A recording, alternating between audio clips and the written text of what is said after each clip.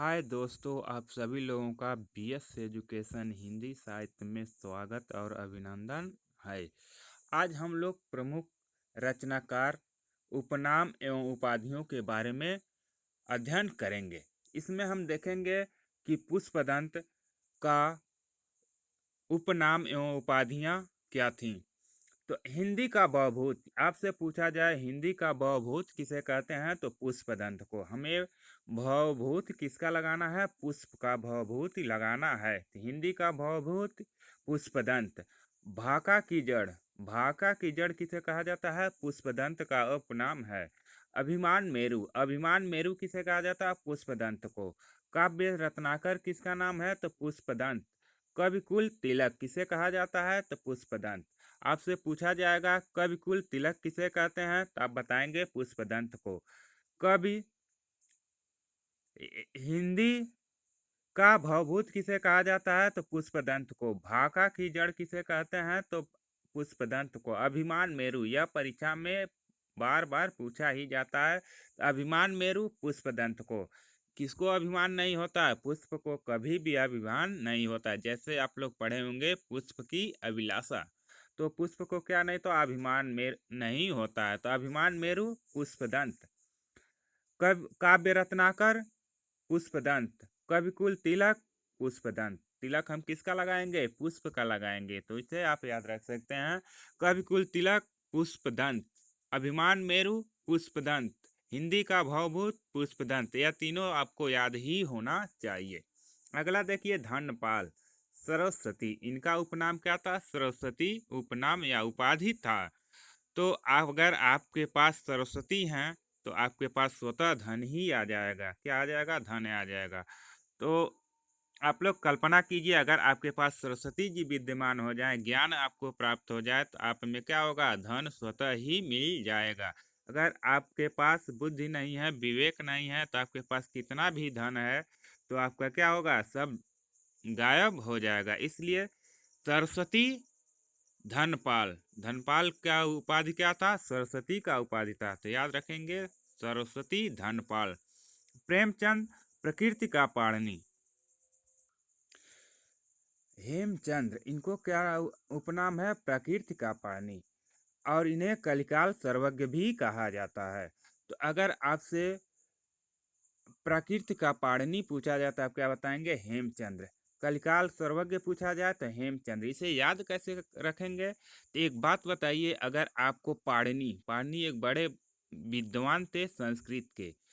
किस चीज के? व्याकरण के। संस्कृत व्याकरण के विद्वान थे, आप लोगों को पता होगा। अगर बताइए आपको पाणिनि जैसा बनना हो, तो इस युग में, डिजिटल युग में, आप होम से ही प्रकृत पाणिनि बन सकते हैं कि नहीं? डिजिटल इंडिया में आप घर से हर एक ज्ञान को प्राप्त कर सकते हैं। तो हमें पाणिनि बनना है कहाँ पर? होम पर ही। होम से हेमचंद्र, पाणिनि से प्रकृति का पाणिनि। अगर आपसे पूछा जाए प्रकृति का पाणिनि किसे कहते हैं, तो हेमचंद। इसे याद कैसे रखेंगे? हमें पाणिनि होम पर ही बनना है। संस्कृत व्याकरण का विद्वान हमें होम से ही बनना है। कलिकाल सर्वज्ञ, एक बात बताइए, अगर आपके गांव में कलिकाल आ जाए तो आप बाहर घूमेंगे कि या होम में छुप जाएंगे? सभी लोग होम में छुप जाएंगे ना। हाँ, तो कलिकाल से आएगा तो हम सभी लोग होम में छुप जाएंगे। तो होम से हेमचंद और कलिकाल से कलिकाल सर्वज्ञ। इसे हम ऐसे याद रख सकते हैं। अगला देखिए, नंददास। गढ़िया और जड़िया कवि कहा जाता है। नंददास को क्या कहा जाता है? गढ़िया और जड़िया कवि कहा जाता है। क्यों कहा जाता है? क्योंकि इन्होंने एक रास पंचाध्यायी रचना किया था, जिसके कारण रामचंद्र शुक्ल जी ने इन्हें गढ़िया और जड़िया कवि कहा था। आपसे यह भी पूछा जाता है, गढ़िया और जड़िया कवि किसे कहा जाता था? आप बताएंगे नंददास को। किसने कहा था? तो आपको याद होना चाहिए, रामचंद्र शुक्ल जी ने इन्हें कहा था। किस लिए कहा था? तो रास पंचाध्यायी रचना के लिए कहा था। अगला देखिए, हरिश्चंद्र। हरिश्चंद्र का उपनाम क्या था? भारतेंदु। और इसे रसा भी कहा जाता है। इस तरह से भारतेंदु का उपनाम क्या था?